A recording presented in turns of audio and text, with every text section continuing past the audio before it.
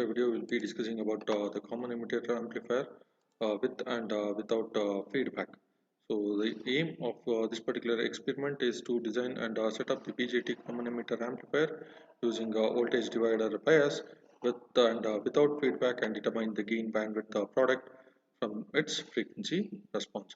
So here we'll be learning the common emitter amplifier without feedback and with feedback, and how the gain varies and how the bandwidth varies with respect to the feedback, that we will be learning in this particular experiment.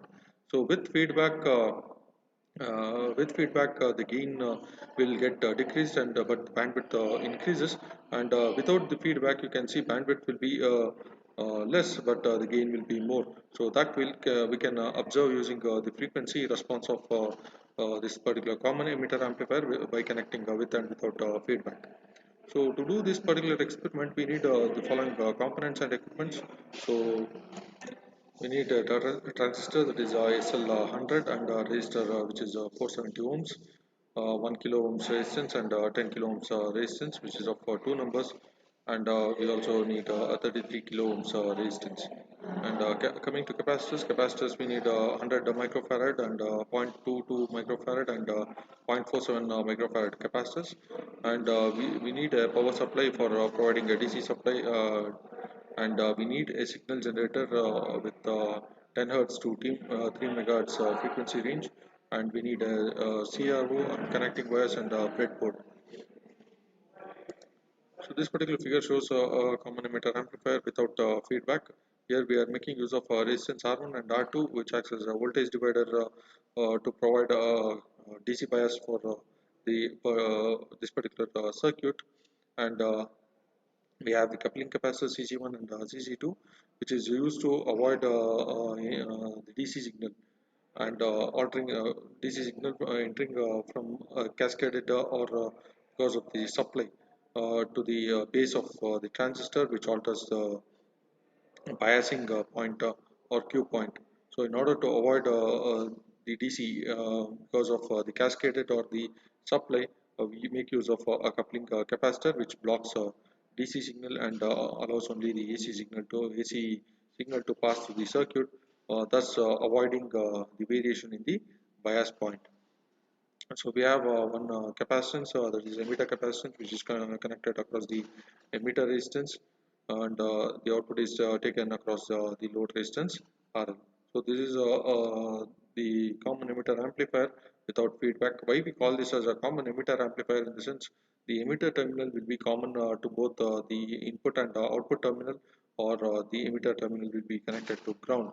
Hence we call it as a common emitter amplifier.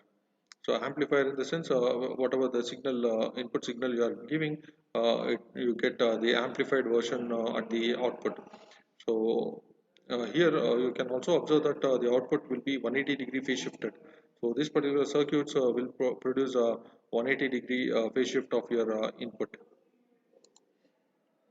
So this particular diagram shows a common emitter amplifier with feedback. To provide an feedback, we connect an resistance RE1, which is an additional resistance which is connected across the emitter terminal, which provides a feedback to the input. So coming to the design of this particular common emitter amplifier, we'll take an transistor SL100, and we consider uh, VCC to be equal to VCC should be equal to 12 volts, and we consider the collector current will be 4.5 milliamps, and emitter voltage, the voltage across the emitter region is 1.2 volts, and collector to emitter voltage is 6 volts, and its beta or HFE is 100. That is, current gain is 100. So given we know what is we have considered it as 1.2 volts. Therefore, RE will be equal to V by IE. That is, according to Ohm's law, R is equal to V by I. So we have since we are considering across the emitter, so emitter resistance will be equal to emitter voltage by emitter current. So we know that emitter current is approximately equal to the collector current, because the base current is very negligible. Because of that, VE will V by IE can be written as IC. So we get we know what is VE, it is 1.2, and IC it is 4.5 milliamps. So if you substitute that, you get 266.67 ohms. We can take a standard resistance of 270 ohms, right? Like by applying, if you write a KVL across the collector loop, so if you apply KVL across the collector loop, so this loop, so we have VCC. VCC is divided across ICRC, and then it is divided across VCA and VE, right? So here you can see that total voltage is VCC. It is divided across ICRC. It is divided across VCE, right? And it is divided across VE, voltage across this particular resistance VE. So the equation becomes VCC is equal to ICRC plus VCE plus VE. So in this you can calculate RC. RC will be equal to VCC. If you send these terminals here, these terms here, we get VCC minus VCE minus VE divided by IC. So we know what is VCC, we know what is VCE, and we know what is VE, and we know IC. So we get RC, which is equal to 1.06 kilo ohms. So we'll select a standard value of RC to be 1 kilo ohms, and we know beta into Re should be equal to 10 times of Re. So beta Re should be equal to 10 times of R2.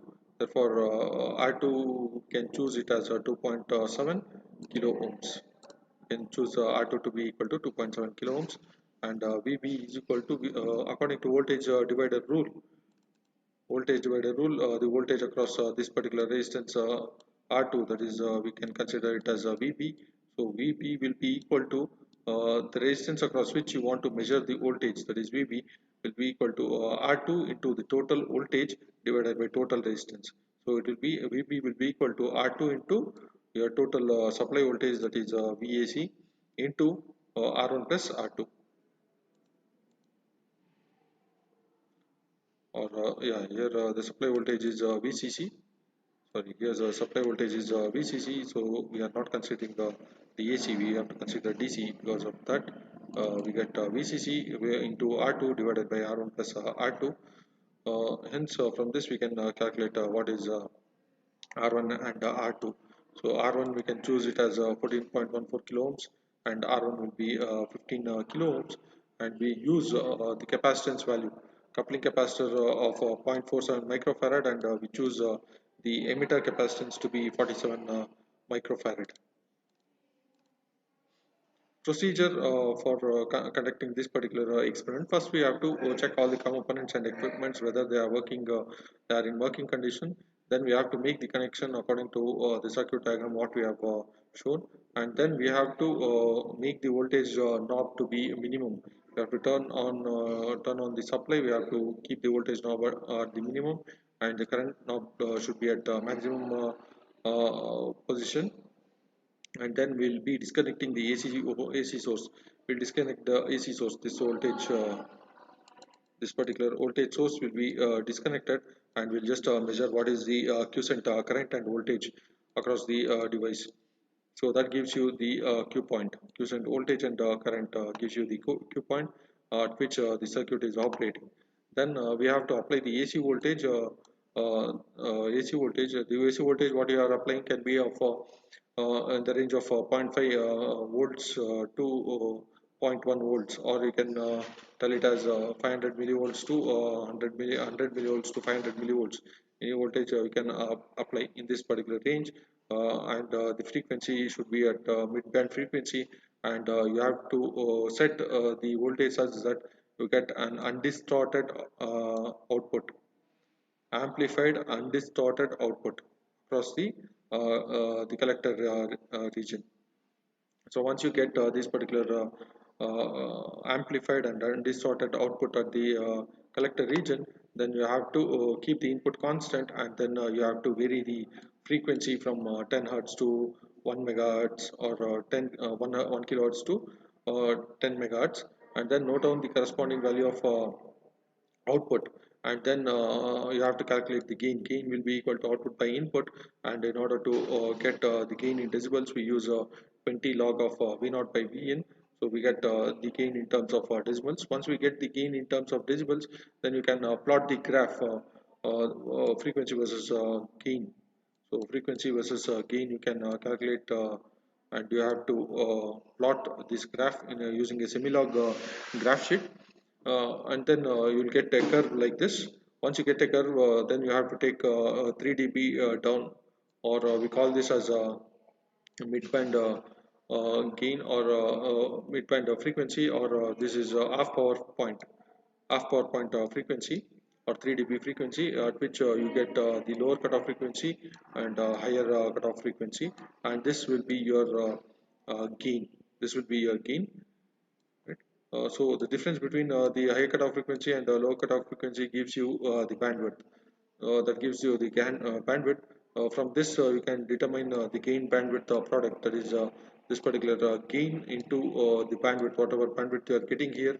So if you multiply, you get the gain bandwidth product. The same procedure has to be repeated for the circuit with feedback, and then you have to plot the graph. You have to plot the graph, that is frequency versus gain, and then you have to take at 3 dB point, you have to measure the lower cutoff frequency, higher cutoff frequency, and its bandwidth. And then you have to calculate the gain bandwidth product. You can see that gain bandwidth product for both with and without feedback will remain same, but the gain varies. But here there will be a trade-off between the gain and bandwidth. If gain is more, the bandwidth will be less, and if the bandwidth is more, then gain will be less. So the gain reduces when you provide the feedback, but the bandwidth increases. So all these points you can note down in this particular experiments.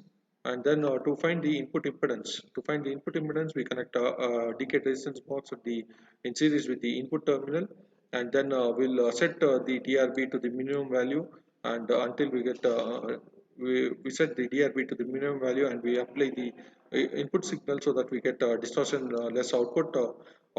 Once we get the distortion less output, then we'll be varying the DRB until the output voltage becomes half of the previous value, of its previous value, and then we'll note down the corresponding value of the resistance. So that gives you the input impedance.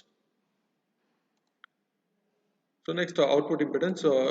In order to get the output impedance, we connect a DRB in parallel to the output as shown in the figure, and then we'll be keeping the DRB value to the maximum, and then we'll get maximum, and we'll vary the input until we get the distorted output. Once we get this distorted output, we'll reduce the value of DRB, so that this particular output voltage gets reduced to half of its previous value. So this gives the and the resistance, which is measured by the DRB when the input output reduces to half, is the output impedance. So we have to apply the input voltage, which is as I told, it can be vary from 100 millivolts to 500 millivolts, and once you set the input voltage, vary the frequency, note down its output, calculate the gain, and you have to calculate the gain in decibels, plot the graph, right? And the result, what all you can note down, in the sense you can note down the quiescent point by making the AC voltage to be 0, note down the quiescent point, and then apply the AC voltage, and calculate the voltage gain, bandwidth, and figure of merit. Figure of merit is nothing but the gain bandwidth product, and then you can note down the input and output impedance. Thank you. So this is the circuit diagram of common emitter amplifier. So here we are doing two parts of experiment, that is, one is with the feedback and one more is without the feedback. So what the diagram you are seeing is, this is without the feedback, because here we are connected capacitor in parallel with the resistor, RE in parallel with the CE, we are connected with the capacitor. So this is the setup. So here we are giving 20 millivolts as the input, because this, since transistor acts as an amplifier, it will amplify the given signal. So So here we are connecting coupling capacitor 1 and input side and one more coupling capacitor in the output side. So here from the emitter side we are connecting one capacitor is parallel with the resistor, and here in the base side we are taking the two resistor. One is 15 kilo ohm, one more is 2.7 kilo ohm, and one is input capacitor is 0.47 microfarad. And here the collector side we are taken it as 1 kilo ohm resistor. These two are connected to supply voltage 12 volts. So you can see here the conduction.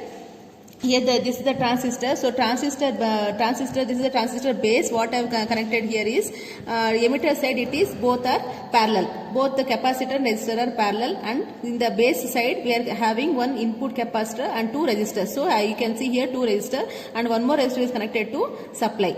So from the collector side one more resistor is I have taken for the, that is 1 kilo ohm, that is also connected to supply, and the negative side of the supply is connected to ground. So here next you can see here by using the signal generator I set my input as 15 millivolts. Set it as 15 millivolts. So since it is amplifier, we can keep this amplifier signal, so we can keep input as less. So this is my input signal. I kept it as 15 millivolts. So what you are seeing here, it is my output voltage. You can see the output voltage here. So now I'll keep my this one as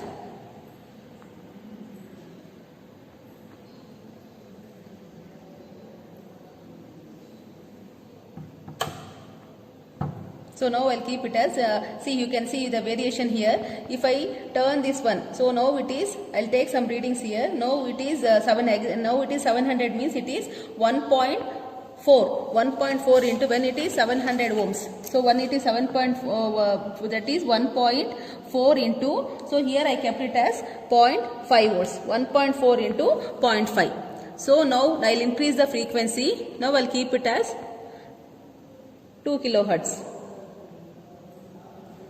So you can see here if I keep it as 2 kilohertz, my output is increasing. So it is now it is 2 into 0.5. So 2 kilohertz it is 2 into 0.5. So likewise all the readings we need to take. I am taking here random readings. You need to take for all the readings. Okay, then I'll go for next 20k. So here I will see from 2k to 20k it is not changing, only it is constant. See I will vary and see here from 10k, from I am varying from see from 4k, see my output is constant, 10k, 20k, output is constant up to 200. So up to somewhere 200 also it is constant. See you can see here up to, see from up to here it is constant. So you can take some readings, and when you press, if I press 2 mega ohm, my output is little bit decreased. So you can see here, see now it is 1.6 into 0.5. When it comes to 2 mega it is 1.4 into 0.5.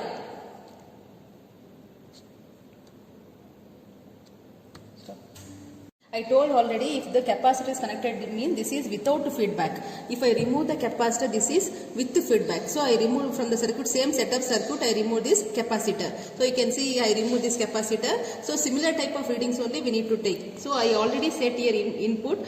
This is my output. So I'll see output now. So you can see here output.